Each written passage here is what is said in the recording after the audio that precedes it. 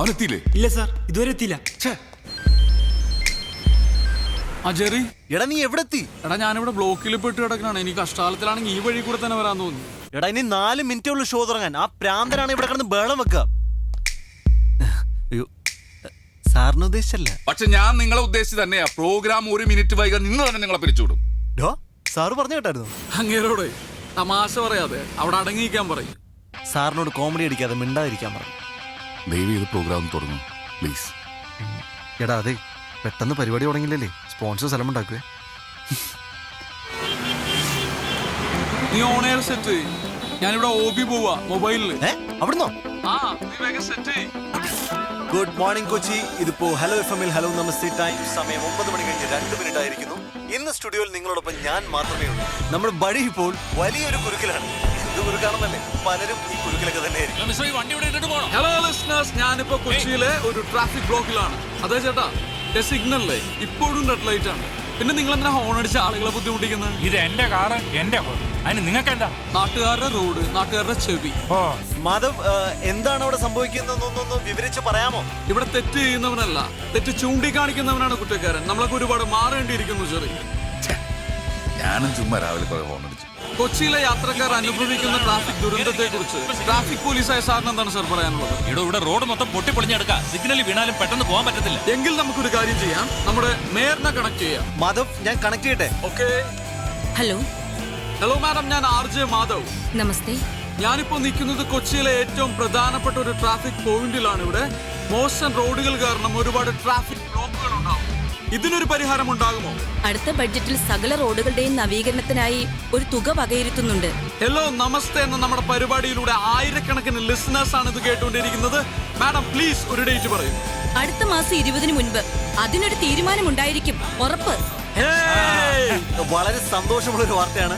Big thanks from Hello Namaste team. വെറും 25 ദിവസം മാത്രമാണ് ഇനിയുള്ളത്. നമുക്ക് കൗണ്ട് ഡൗൺ സ്റ്റാർട്ട് ചെയ്യാം. കൊച്ചിയിലെ സ്കൂൾ കുട്ടികൾക്ക് അപകടം കൂടാതെ റോഡ് ക്രോസ് ചെയ്യാൻ അവസരം ഉണ്ടാക്കിയ പോലെ, കൊച്ചിയിലെ റോഡുകളിൽ നിന്ന് വേസ്റ്റ് നീക്കം ചെയ്യാൻ മുൻകൈ എടുത്ത പോലെ ഹലോ നമസ്തേക്ക് ഒരു ബന്ധുവൽ കൂടി.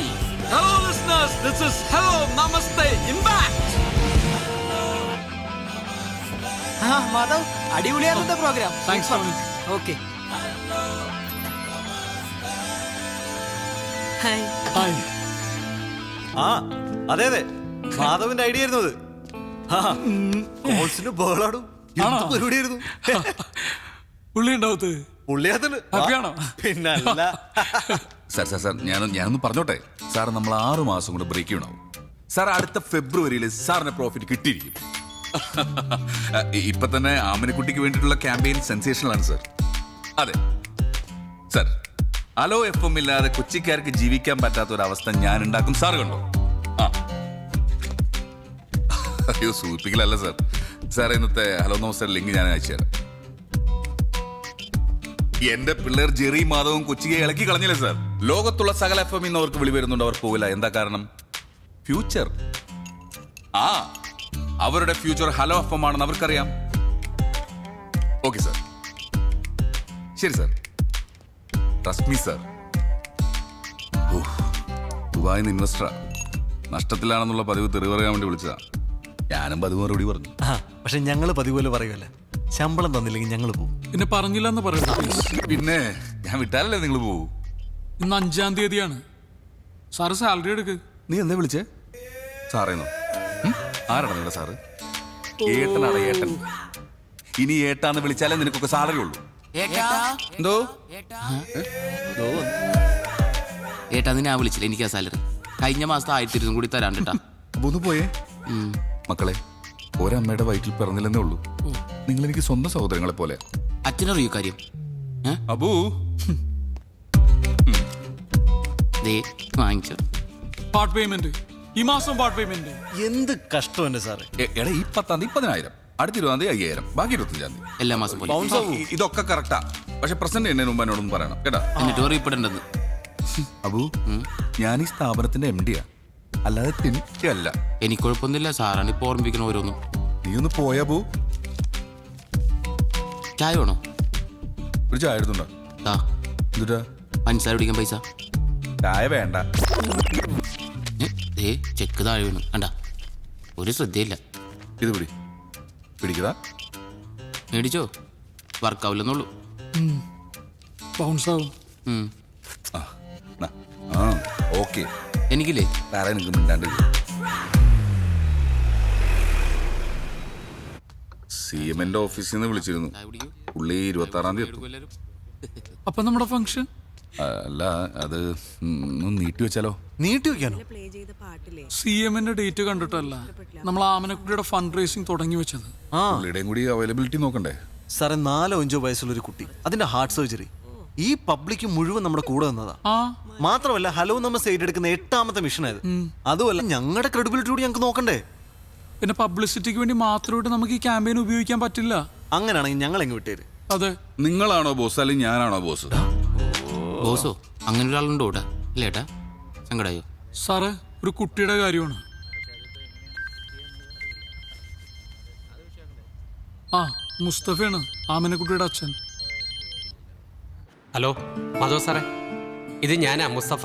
ആഹാ, മനസ്സിലായി മുസ്തഫക്ക, പറയൂ. ഡോക്ടർ ഓപ്പറേഷന്റെ ഡേറ്റ് തന്നു, 26-ാം തീയതി. ആ അത് സാരമില്ല, ഞാൻ ചെറിക്ക് കൊടുക്കാം. ഓ ശരി സാർ. ഹലോ, ആ മുസ്തഫാക്ക, ആ ജയമോഹൻ സാർ ഇപ്പൊ പറഞ്ഞതേ ഉള്ളൂ, ഫിക്സ് ചെയ്ത ഡേറ്റ് തന്നെ നമുക്ക് ചെക്ക് കൊടുക്കണമെന്ന്. ഫോണൊന്ന് ആമിനക്കുട്ടിക്ക് കൊടുക്കുവോ? ഇപ്പൊ കൊടുക്കാം സാർ. ആ സ്പീക്കർ. സ്പീക്കറിലിട്. മോളെ, ജെറിയങ്കിളാ സംസാരിക്കേ. Hello uncle, ആമനക്കുട്ടിയാ. ആ മോളെ പറയേ, എന്തൊക്കെയുണ്ട് വിശേഷം? രാവിലെ ഹലോ നമസ്തേ കേട്ടായിരുന്നു.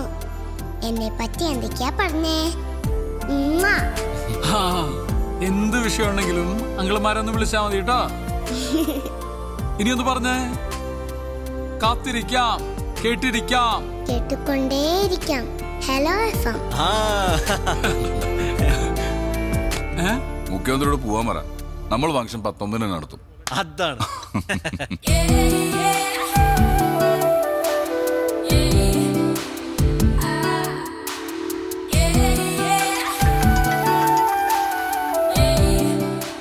ഹലോ, ആ പ്രിയ എന്ന് പറഞ്ഞ ബേക്കറാണോ?